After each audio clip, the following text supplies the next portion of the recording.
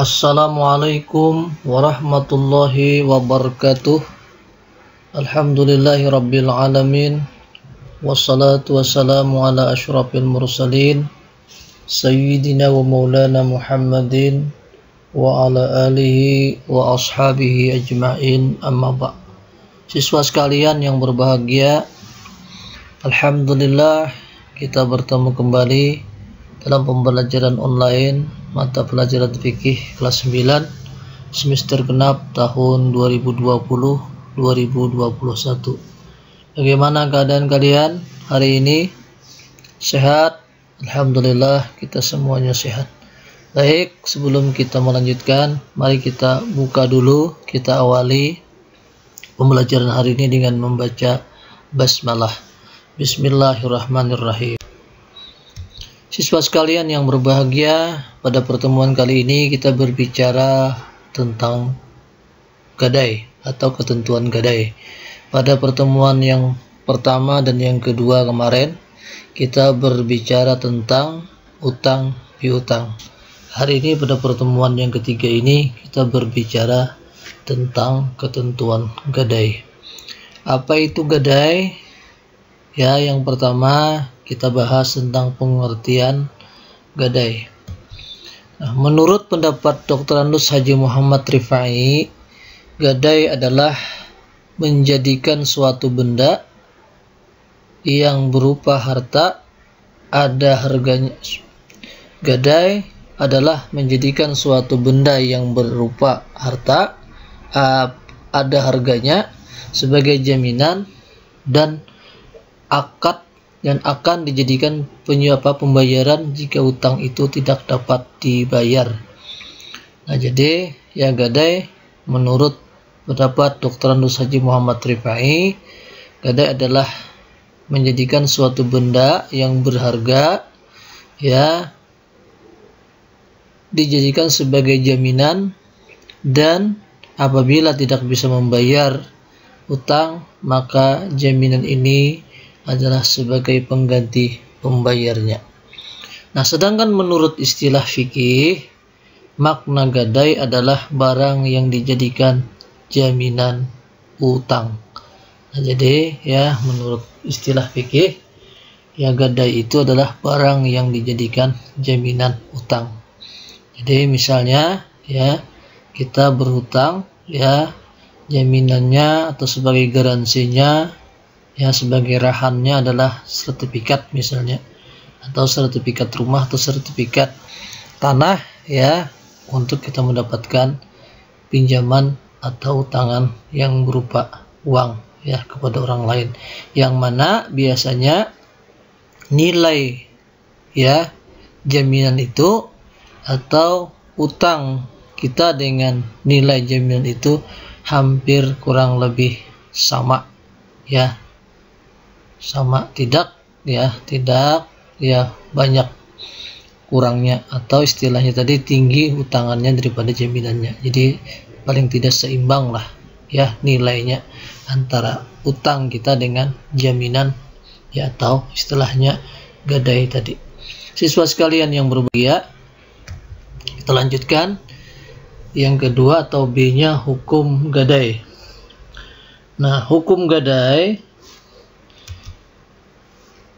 adalah mubah atau boleh.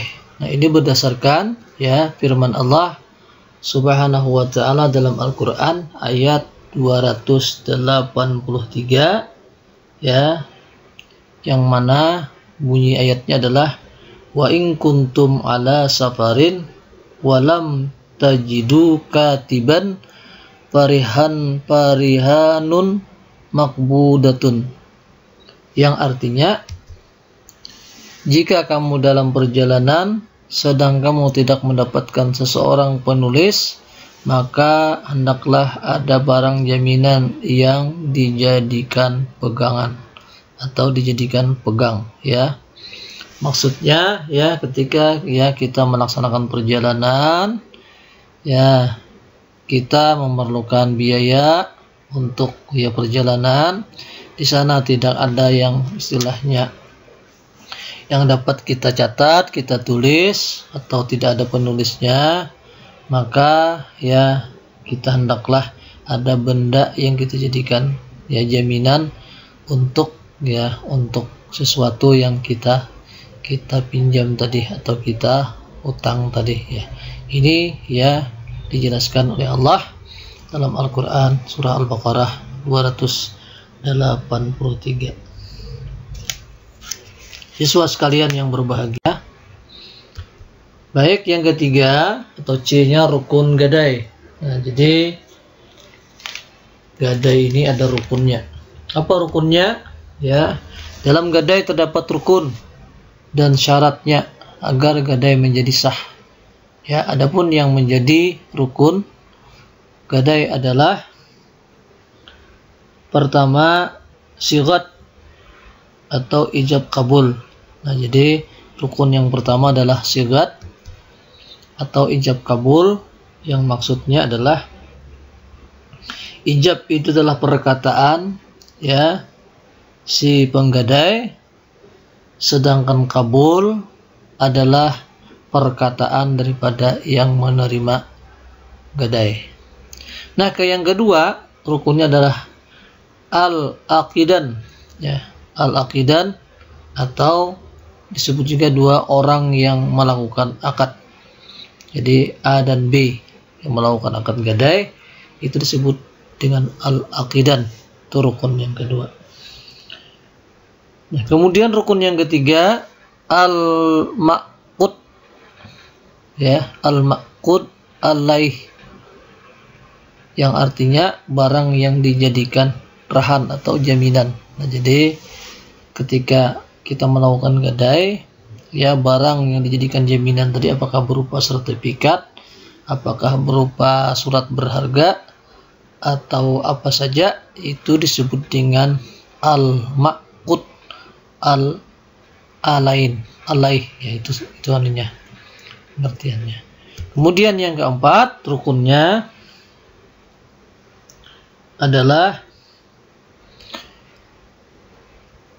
qabdah atau qabd. Nah, yaitu serah terima artinya. Jadi setelah ya kita bertemu melakukan gadai ya, pihak yang pemberi dan pihak yang menerima gadai ya dijadikan serah terima, itu disebut dengan istilah rukun adalah ya qabdah atau qabd ya, qabdah. Siswa sekalian yang berbahagia, itu adalah merupakan ya rukun daripada gadai, jumlahnya ada 4. Baik ya, sampai di sini pertemuan kita ya. Baik, kita tutup ya dengan membaca hamdalah alhamdulillahi rabbil alamin. Wassalamualaikum warahmatullahi wabarakatuh.